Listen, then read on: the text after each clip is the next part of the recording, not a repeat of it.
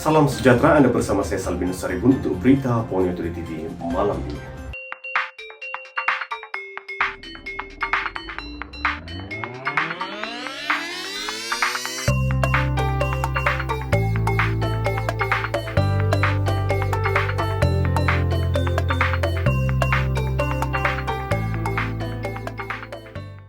Kes baharu COVID-19 semalam yang melibatkan seorang kanak-kanak adalah kes import. Satu kes baharu COVID-19 yang dilaporkan di Sabah semalam melibatkan seorang kanak-kanak yang menaiki pesawat komersial bersama keluarganya untuk pulang ke Sabah dari Kuala Lumpur. Pengarah Kesihatan Sabah, Datu Dr. Christina Rundi berkata, kes terbaru itu adalah kes import iaitu kes yang dibawa masuk dari luar negeri Sabah. Kes itu dikesan melalui sampel yang diambil di pintu masuk lapangan terbang antarabangsa Kota Kinabalu. Katanya kes berkenaan telah ditempatkan di pusat kuarantin setibanya mereka sekeluarga di Kota Kinabalu. Semalam, kanak-kanak ini dimasukkan ke wad hospital wanita dan kanak-kanak likas untuk rawatan selanjutnya. Sehingga semalam sebanyak 338 kes dilaporkan di Sabah dengan 30 kes aktif dan 5 kes kematian direkodkan. Datu Dr. Christina berkata sehingga 19 Mei, sejumlah 69,217 ujian makmal COVID-19 telah dijalankan di Sabah.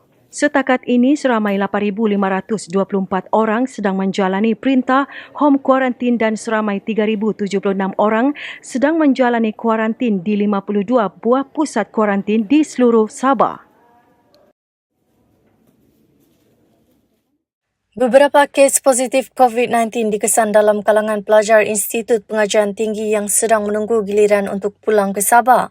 Sehubungan itu, Pengarah Kesihatan Sabah, Datuk Dr. Christina Rundi berkata, Jabatan Kesihatan Negeri Sabah JKNS akan memastikan kontak rapat kes-kes positif itu yang telah balik ke Sabah akan diuruskan dengan teratur.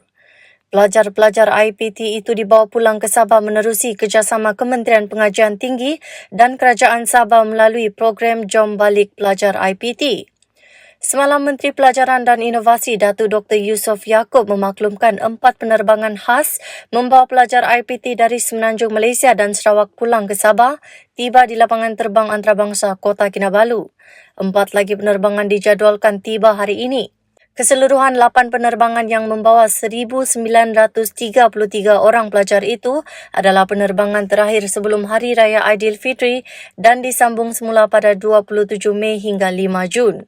Jumlah keseluruhan pelajar Sabah di Semenanjung Malaysia dan Sarawak adalah seramai 11,000 orang.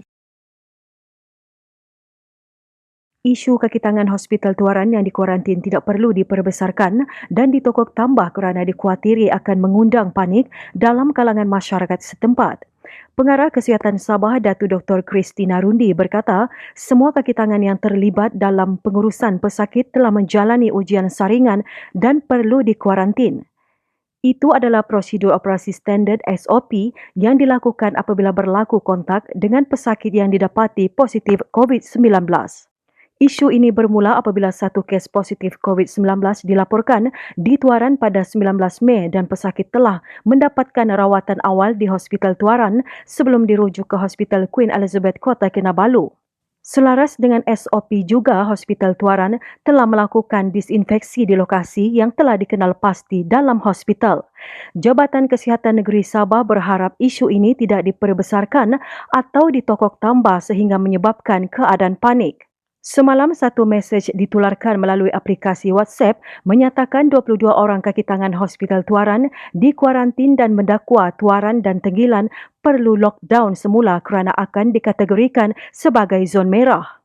Mesej tular itu turut mendakwa keadaan ini berpunca daripada seorang warga emas yang mendapatkan rawatan di Hospital Tuaran dan mempunyai gejala muntah, cerit-berit dan tiada selera makan. Warga emas terbabit disahkan positif COVID-19 dan ramai petugas yang telah menyentuhnya.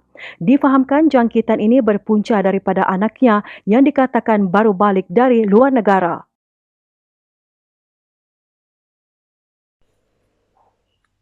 Kerajaan Sabah melalui Pusat Arahan Sabah COVID-19 menasihatkan semua rakyat di negeri ini untuk mematuhi prosedur operasi standard SOP sambutan perayaan yang telah dikeluarkan Majlis Keselamatan Negara semasa sambutan Hari Raya Aidilfitri dan perayaan kebudayaan etnik. Sehubungan itu, Setiausaha Kerajaan Negeri Datuk Safar Untung dalam satu kenyataan hari ini memberi ingatan bahawa sepanjang tempoh perayaan, sambutan hanyalah dibenarkan di kalangan keluarga yang tinggal serumah sahaja dan hendaklah tidak melebihi 20 orang bergantung kepada keluasan rumah.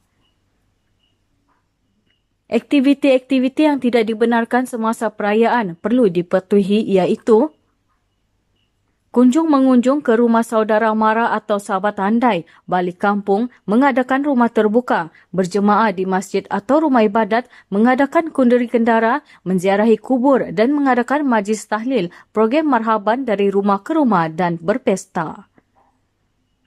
Kerajaan negeri berharap dengan pematuhan SOP ini dapat membantu mengurangkan penularan jangkitan COVID-19 di kalangan orang ramai.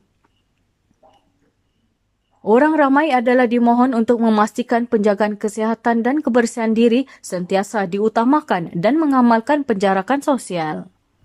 Kerajaan Sabah memberi jaminan bekalan barang keperluan terutama ayam dan daging sempena musim perayaan Hari Raya Aidilfitri dan Pesta Keamatan adalah mencukupi dan harganya juga dikawal mengikut skim harga maksimum musim perayaan. Menteri Kesihatan dan Kesejahteraan Rakyat Datuk Frankie pun berharap orang ramai tidak melakukan pembelian panik. Untuk perayaan Hari Raya Aidilfitri, sebanyak 10 jenis barangan disenaraikan dalam skim harga maksimum musim perayaan Hari Raya Puasa 2020 bagi tempoh 20 Mei hingga 3 Jun. Manakala bagi perayaan Pesta Keamatan, sebanyak 11 jenis barangan disenaraikan dalam skim harga maksimum musim perayaan bagi tempoh 28 Mei hingga 3 Jun. Katanya usaha mengawal skim harga maksimum itu tetap dilaksana meskipun perayaan kali ini disambut dalam tempoh Perintah Kawalan Pergerakan Bersyarat PKPB bagi menstabilkan harga dan bekalannya di pasaran agar kepentingan pengguna dan peniaga tidak terjejas. Ini kerana permintaan terhadap barang keperluan harian tertentu semasa sambutan perayaan masih tinggi.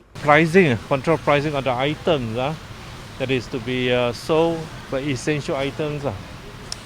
So, as far as Hari Raya is concerned, we have 10 items.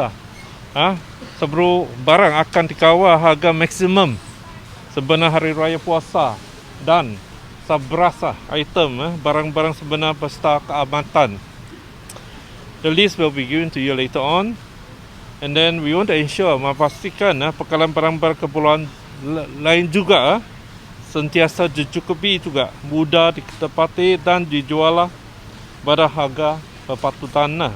Beliau berkata demikian semasa majlis pelancaran skim harga maksimum musim perayaan Hari Raya Aidilfitri dan Pesta Keamatan 2020 di Bataras Hypermarket Kolombong petang tadi.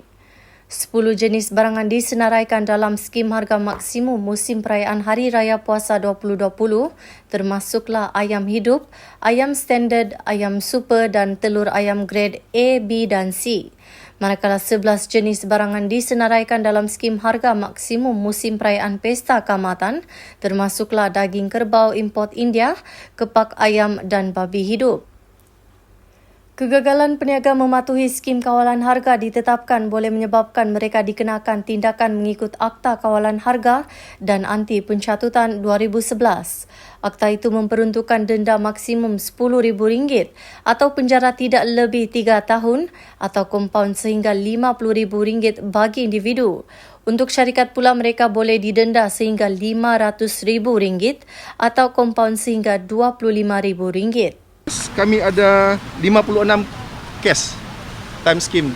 So dia ada 5 kan, Tambau Cina, Hari Raya, Keamatan, Deepavali sama Christmas. So tahun lepas ada 56 kes, kena kompaun, jumlah kompaun tahun lepas 7,800. Nilai rampasan RM4,434.90. Kesalahan dia apa tu? Dia yang nilai macam YB sebut tadi, dia tidak tunjuk pink tag ataupun dia dia tidak tanda harga Hanya langsung. tinggal satu kerusi di dalam Dewan Undangan Negeri Sabah UMNO yang telah ditewaskan dalam pilihan raya umum 2018 masih menyimpan hajat besar untuk membentuk kerajaan pintu belakang di Sabah melalui usaha membeli wakil rakyat agar berpaling tada. Nafsu besar parti itu jelas apabila dua pemimpinnya iaitu pengerusi Badan Perhubungan UMNO Sabah, Datuk Bung Mokhtar Radin dan Ketua Pemudanya, Abdul Aziz Julkarnain, seperti dilaporkan hari ini masing-masing menyatakan kerajaan Sabah akan tumbang.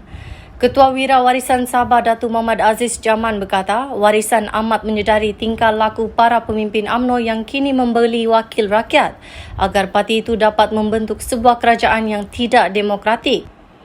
Katanya kenyataan Abdul Aziz kononnya ramai adun kerajaan tidak berpuas hati sehingga tidak hadir semasa sidang akbar menyokong Ketua Menteri tempoh hari adalah pandangan cetek dan hanya cuba memainkan isu untuk mengelirukan rakyat. Menurut Datuk Muhammad Aziz, kekuatan utama warisan adalah keutuhan yang wujud dalam kalangan pemimpin dan jangan terkejut jika sebaliknya adun mereka yang akan menyertai kita. Sementara itu, Bung dalam kenyataannya menganggap seolah-olah lompat parti adalah perkara yang amat biasa berlaku di Sabah seperti yang tercetus di Semenanjung menyebabkan beberapa kerajaan negeri ditumbangkan untuk membentuk kerajaan pintu belakang. Menjawab kenyataan itu, Timbalan Ketua Wira Warisan Muhammad Ismail Ayub berkata, maruah dan integriti wakil rakyat kerajaan Sabah bukanlah serendah seperti yang ditunjukkan oleh Bung. Katanya Bung tidak perlu bermimpi kerana secara logiknya bukan mudah untuk lebih 17 adun melompat parti sekaligus. Apatah lagi wakil rakyat kerajaan kini mempunyai perjuangan yang jelas di bawah kepimpinan Ketua Menteri Datuk Seri Panglima Haji Muhammad Syafiq bin Haji Abdal. Tegas beliau, Bung mungkin terlupa apa yang UMNO telah lakukan kepada Sabah selama ini. Mengaut hasil bumi Sabah hanya untuk memperkayakan pemimpin UMNO, sedangkan di seluruh negeri rakyat masih kelaparan dan dilanda kemiskinan. Rakyat Sabah tidak lupa semua itu. Sebab itulah mereka menukar kerajaan Sabah sebelum ini kerana mahukan pembaharuan, maka wakil rakyat yang ada sekarang bersatu hati demi mencapai hak negeri ini, jelasnya. Orang berjaya tidak akan mengalah. Orang mengalah tidak akan berjaya. Sabinus Saripun, BTTV.